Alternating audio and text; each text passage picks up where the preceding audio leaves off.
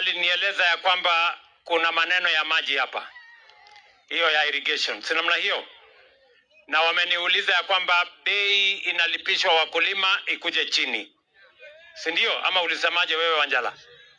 Bei ikuje chini? Kuje chini kiasi gani? 2000. Aya, nimesikia tufanye public participation. Mumesema itoke 6000 ikuje 3000.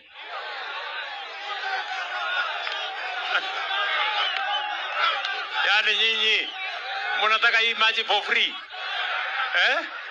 Ati shilingi ngapi? Ati 2000.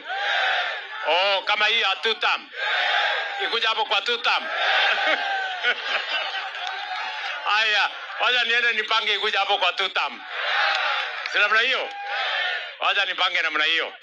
Alafu vile vile mumesema ya kwamba kuna shida kidogo ya uvuvi hapa. Mimi nitaongea na Polo Tuoma, tutapangana na serikali yake ndogo hapa na serikali yetu kubwa, tutafanya mpango tuone vile tunaweza kusaidia wavuvi wetu. Tumekubaliana jameni? Na mimi nataka niwaulize kwa heshima ndugu zangu watu wa Budalangi. Si namna hiyo? Pale nyuma tulikuwa tunashindana mirengo.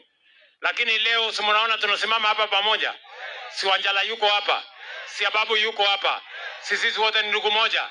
Mimi nawauliza kwa heshima, tuungane, tushirikiane. Mnasema tufanye kazi pamoja? Mimi nawauliza, mnasema tufanye kazi pamoja?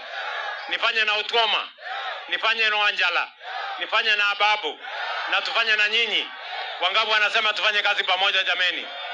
Bas, hii shule yenu hapa ya Budalangi Boys, si ndio? Mimi nitaenda kupanga hao mambo yao. Nimepanga wasichana wa Budalangi Girls, Bundere Girls, nimewapatia 5,000,000 ya kujenga hall yao na 5,000,000 ya kununua bus, na huyu ndugu yangu ataenda afanye ashughulike hiyo kazi isonge mbele. Na kazi hiyo ingine tutashirikiana pamoja na mnyinyi. Mimi nawapenda sana, Nyasaye amulinde. Mungu awabariki sana, tunawapenda. Thank you very much.